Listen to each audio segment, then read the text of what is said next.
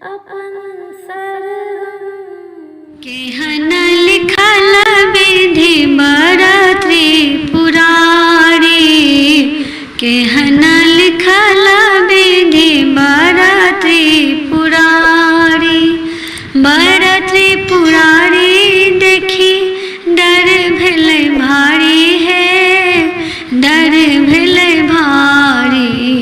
केहन लिखल विधि बड़ा त्रिपुरारी, एक त जन्म भेलौ महल अटारी, सपना भेटतौ ने सुख ससुरारी, सपना भेटतौ ने सुख ससुरारी, सुख ससुरारी नहीं दुख है तो भारी है, दुख है तो भारी।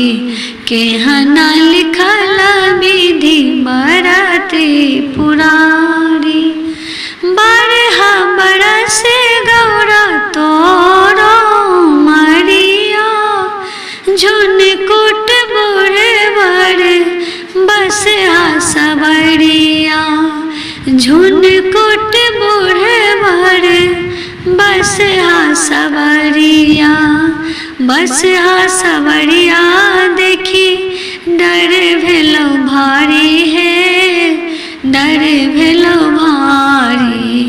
केहन लिखल विधि बड़ा त्रिपुरारी, केहन लिखल विधि बड़ा त्रिपुरारी।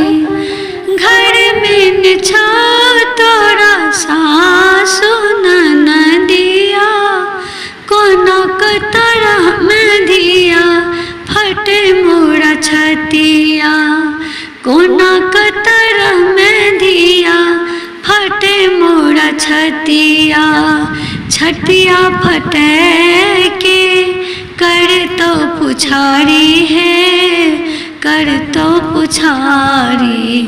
केहन लिखल विधि बड़ा त्रिपुरारी, केहन लिखल विधि बड़ा त्रिपुरारी। मन के मनोरथ सबटा मन ही में रहलो, बिमल बराहा देखी किछ नहीं पुरलो, बिमल बराहा देखी किछ नहीं पुरलो, किछ नहीं पुरलो देखी भंगिया भिखारी गे, भंगिया भिखारी। केहन लिखल